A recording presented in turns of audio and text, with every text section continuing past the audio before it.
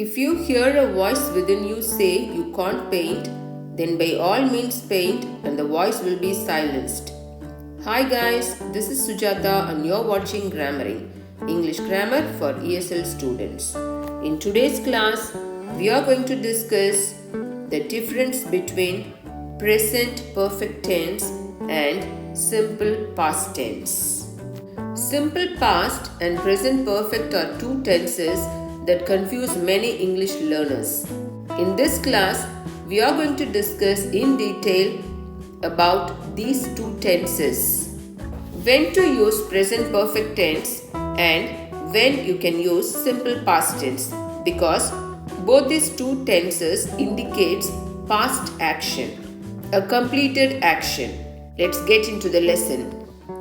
Present perfect tense indicates an action that has been completed sometime before now, with a result that affects the current situation. Look at this picture. He has exercised. The action took place sometime in the past, but it has an effect on the situation now. The action here is exercised. This action started sometime before in the past, but it has an effect on the present situation. To indicate this action, we can use present perfect tense. Look at this picture, the same picture. He has exercised. He started to exercise in the past, therefore, he is tired now and doesn't want to exercise anymore. Some result of his exercise in the past is in effect now. The result is tired. He feels tired now because of his past action.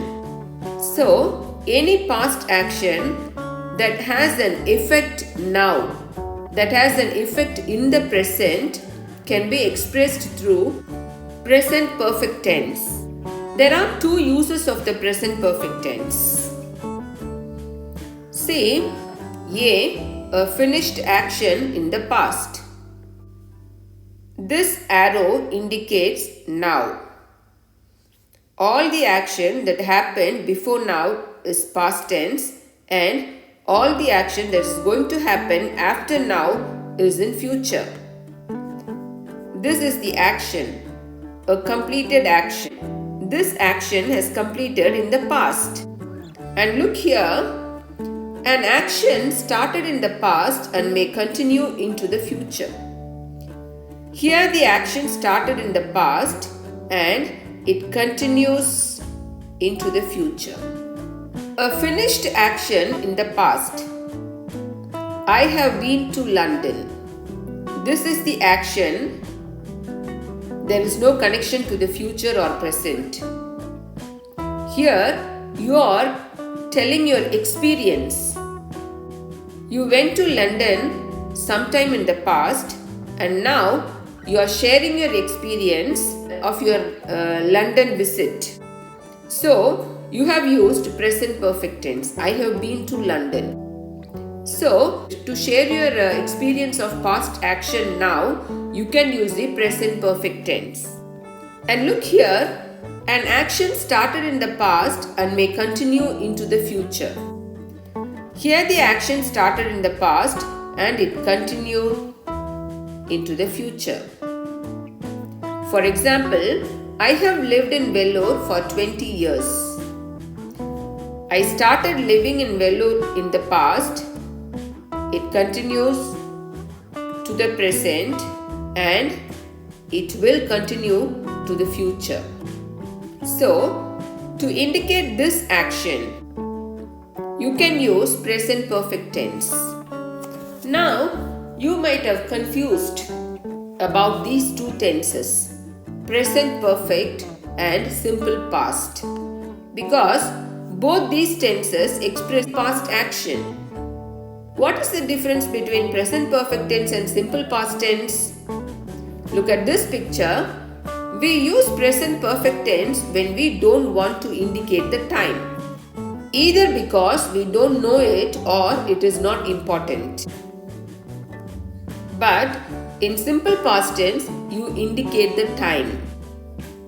You share when the action happened.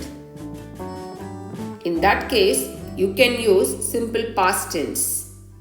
But when you don't want to share, when you don't want to indicate the time, in that case, you can use present perfect tense.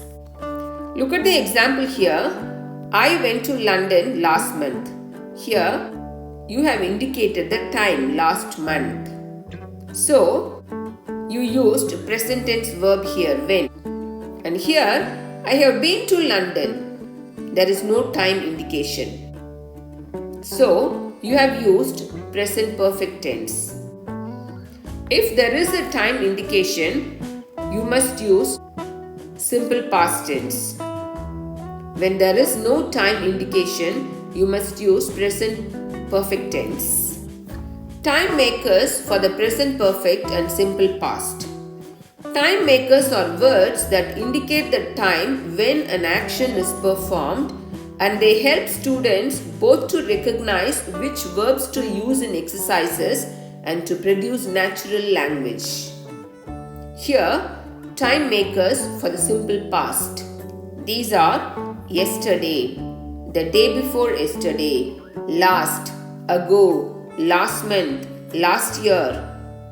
These are all the time makers for simple past tense. And time makers for the present perfect tense. Usually, no time maker is used in present perfect tense, but for emphasis, it is possible to use already, yet, still, ever, never. First, we are going to look the use of already. It is used to emphasize that an action has been accomplished in the past.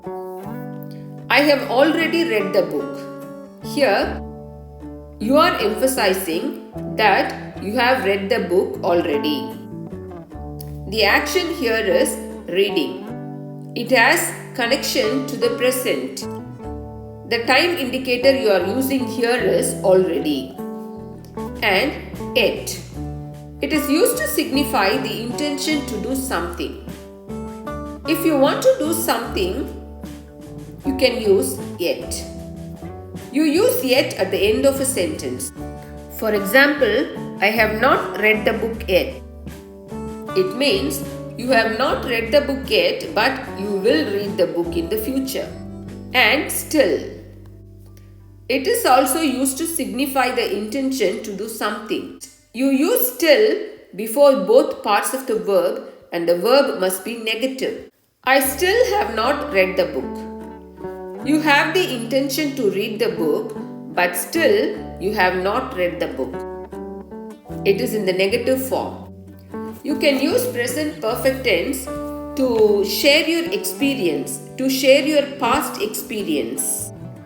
And you can use present perfect tense for an action started in the past and may continue into the future. Now I hope you have got clear about these two tenses, present perfect tense and simple past tense. Hope you enjoyed this video. If you find this video informative, please like, share and subscribe. Thank you.